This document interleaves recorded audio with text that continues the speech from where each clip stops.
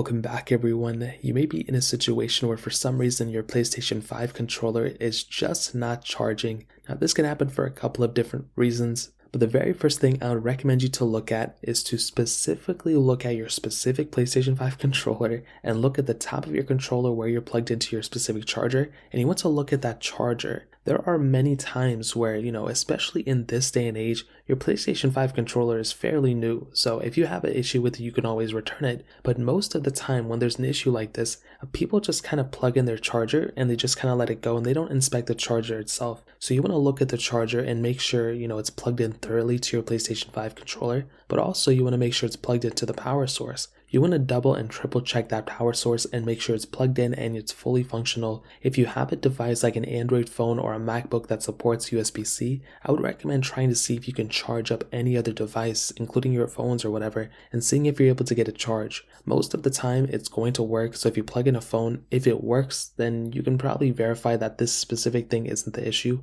But if you plug in a phone or anything else and none of those things are working either, then you've pretty much found the issue. The charger is just not working out well. So you either buy a new charger or you switch out the power cord or power source, the charging brick or whatever, and then you can kind of mitigate the problem that way. So that's the very first thing I'd recommend you guys to do. Now, secondly, let's say that doesn't work. The next thing I would recommend doing is to look at your PlayStation 5 controller and look at the top where the USB port is and see if there are any, dust and debris or anything that's sticking out to you of your PlayStation 5 power port. Like I mentioned before, that is where your power is going to, that's where you're charging at, and if that specific port is full of just debris and just nasty stuff, then it's not going to work out well. So you're going to want to make sure that your specific port is cleaned out, get a can of compressed air and blow it within there and see if that actually fixes the issue. It's not a guarantee, but most of the time this may actually end up fixing it for you, and that is the very first thing after the power cord thing that I'd recommend you to look at as well. Now, if none of those things work, what you can always do is you can contact Sony and have them take a look at your controller for you. You can send it out to them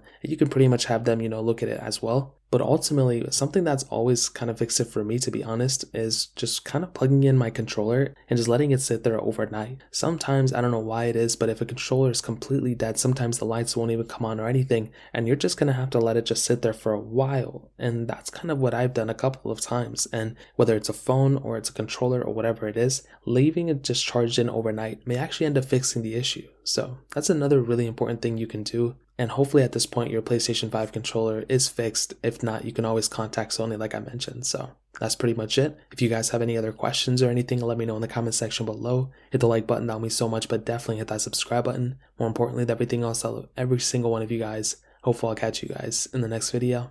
Peace out till then.